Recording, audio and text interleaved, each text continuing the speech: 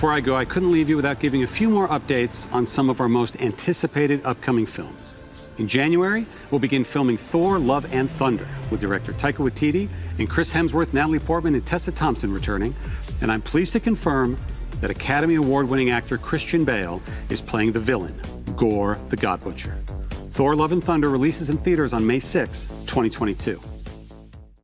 Happy New Year, everyone. This is going to be my new Marvel Thor 4 video. Obviously, they dropped that teaser back during that big Kevin Feige presentation. They also made some special announcements in the past couple of weeks. It'll also be crossing over with the Loki episodes, which we're going to see in May. I will be doing episode videos for all that stuff, including the WandaVision episodes that start next week, so be sure to subscribe to get all those if you're brand new to my channel.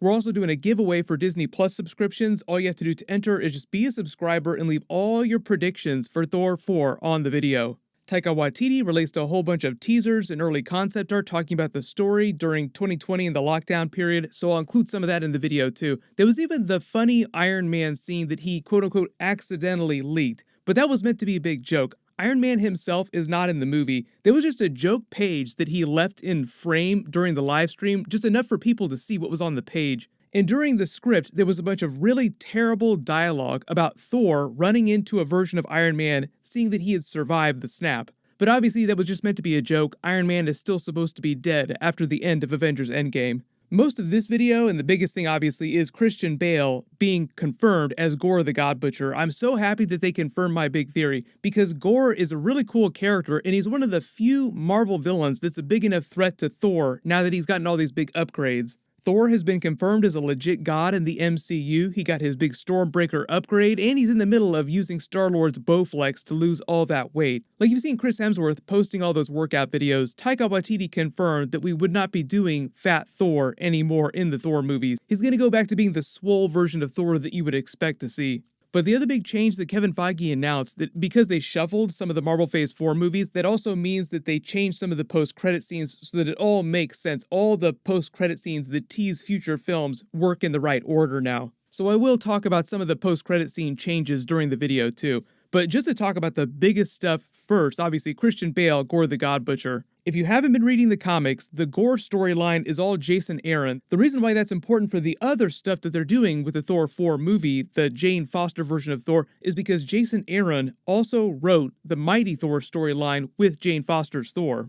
But the whole thing with Gore is that he basically goes around the Marvel Universe killing everyone that's a god. Not just the Thor characters, but anyone who can claim any sort of godhood on any level in the MCU. The reason why Gore hates gods so much is because he used to worship them. He was a very devout person. He prayed for deliverance from suffering and plight. He feels like they abandoned him because his family died. He's out for revenge. So he blames all the Marvel gods for being lazy, not doing their jobs, protecting their subjects, saying they don't care about us. The gods don't care about us, so they should all die.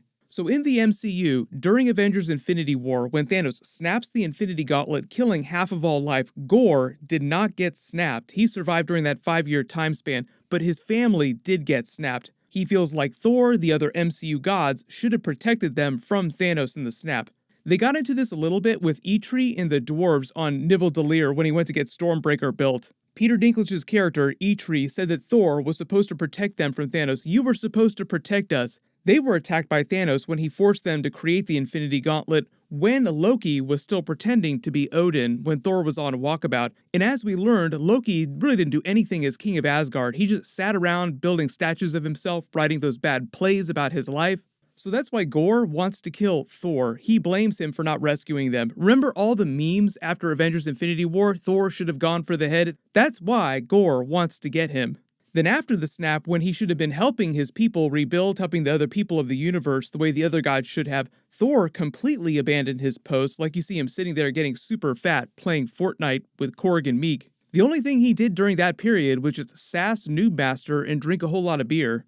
Then after Avengers Endgame, when they snap everyone back, Thor continues to shirk his responsibilities as a legit god in the MCU. He doesn't want to be King of Asgard, so he just screws off with the Guardians of the Galaxy for fun and adventure. So that's why Gore hates all Marvel gods, and he's basically going around at the beginning of Thor 4 around the universe, killing anyone that can claim any sort of godhood, even the lesser gods, even the major gods. That's why it's so relevant that the Guardians of the Galaxy are a big part of the movie. They're a much bigger part than I would have expected before, and most of the Guardians are showing up now, confirmed to be showing up on set because they're filming right now.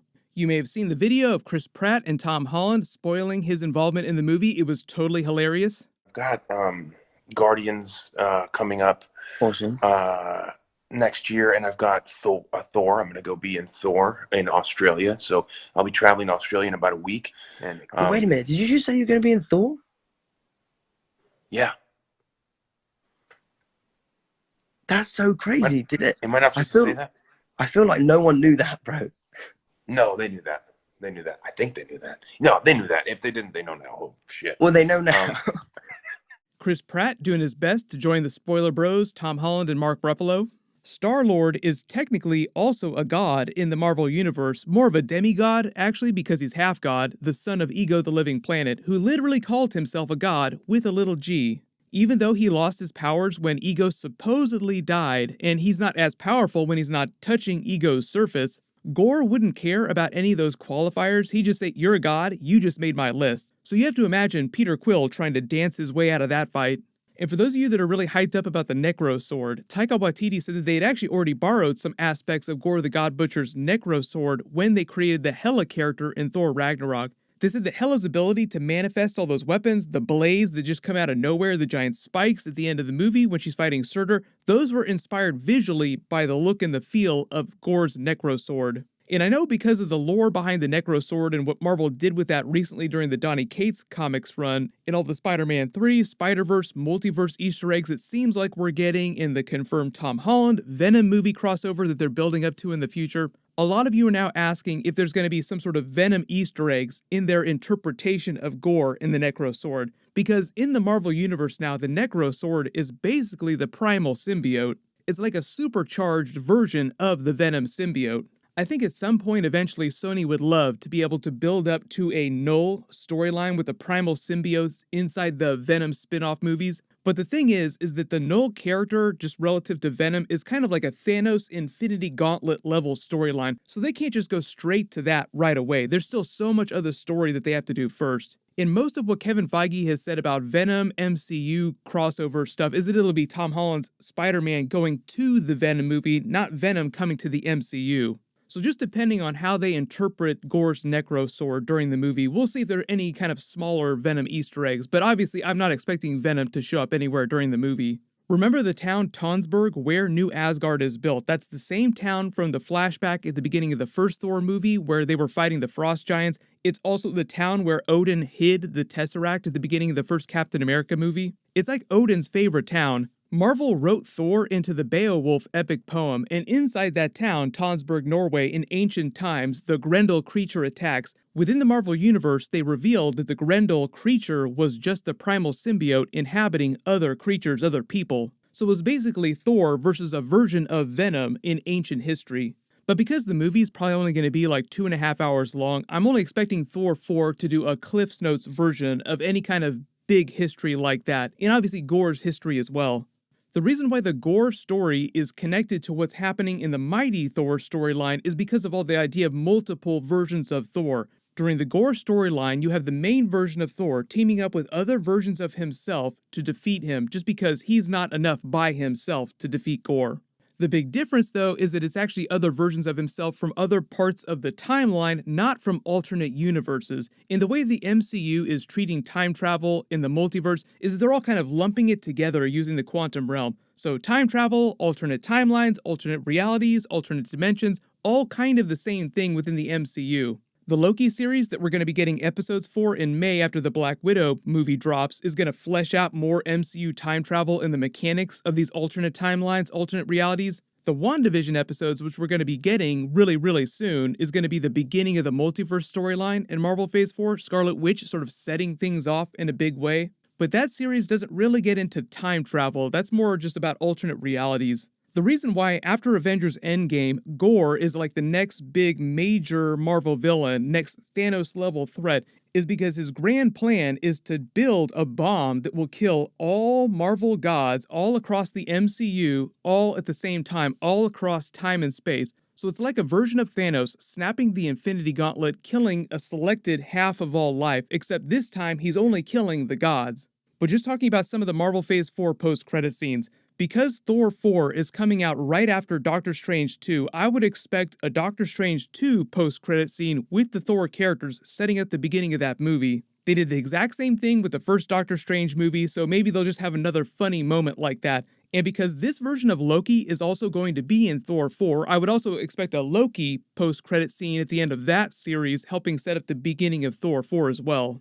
There was also a really big announcement about the future of the Loki series this morning, so that's probably going to be my next video. I'll try to post that by later tonight if I can work fast enough. And also, the very first episode of Marvel Legends is dropping, I believe, at midnight, so I will do a video for that tomorrow. That's going to be sort of a prequel to the WandaVision episodes. Those will also start next week as well, so just make sure you have alerts turned on for my channel so you don't miss any of those videos, and I'll name a giveaway winner when I post that new Loki video. Everyone, click here for that really big WandaVision Episode 1 scene in the X-Men stuff that they just posted, and click here for that really big Deadpool 3 Ryan Reynolds video that he just posted as well. Thank you so much for watching, everyone stay safe, and Happy New Year!